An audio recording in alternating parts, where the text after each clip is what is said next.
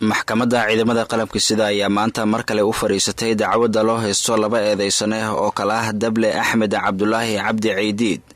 oo ka tirsan ciidamada badda ee ilaalada xeebaha kana mid ahaa ilaalada gaarka ah hantidhawrihii hore ee qaranka iyo sidoo kale saddex alifle Cusmaan Salaad Barre oo isagana ka tirsan ciidanka asluubta Soomaaliyeed kana mid ahaa ilaaladii gaarka ah hantidhawrihii hore ee qaranka oo labadaba xeerlaalinta guud ee ciidamada qalabka sida ay ku soo eedeysay dilkii wasiirkii howlaha guud iyo dib u dhiska ee xukuumadda federaalka ee Soomaaliya.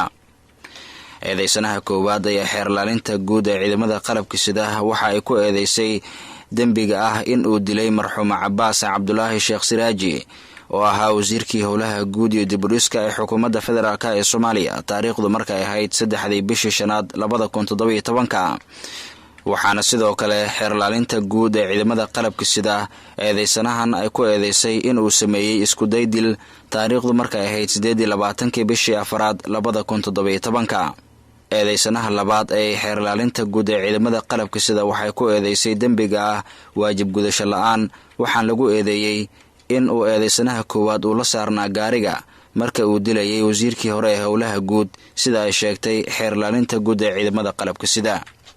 xarunta maxkamadda oo ay ka socotay dhageysiga dacwadan waxaa ku sugnaa labada eedeysane iyo abuukaatayaasha u doodayay eedeysanayaasha oo gaarayay ilaa iyo 6 abuukaate waxayna soo jeediyeen in la kala saaro eedaha loo haysto eedeysanaha koowaad oo 2 ah maadaama falalka lagu haysto ay dhaceen 2 waqti oo kala duwan sida ay qareenada ku doodeen. waxaana sidoo kale xubno ka socday xeerlaalinta guud ee ciidamada qalabka sida oo iyaguna goobta ku sugnaa ay iyaguna sheegeen in maadaama eedeysanaha koowaad labada dambi ee loo haystaba isagu geystay waqtiyo aan sidaas u kala dheerayn hal mar la isku qaadi karo. waxaa sidoo kale joogay marqaatiyaal ilaa 4 gaarayay waxaana sidoo kale goobta la keenay qiraalka eedeysanaha koowaad caddaynta eedeysanaha labaad iyo qoryihii ay wateen eedeysanayaasha maxkamadda maanta la horkeenay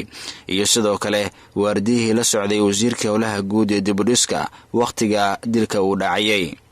maxkamaddu oo ahayd mid furan oo dadweynuhu ay ka soo qaybgali karaan ayaa gudoomiyaha maxkamadda ciidamada qalabka sida gaashaanle sare Xasan Cali Nuur Shuute waxa uu amray in maadaama marqaatiyaasha qaarkood aysan maxkamadda hor imaanin iyo cadeymo kale oo weli ay baaritaano ku socdaan dib loo dhigay dhageysiga dacwadaha loo haysto labadan eedeysane.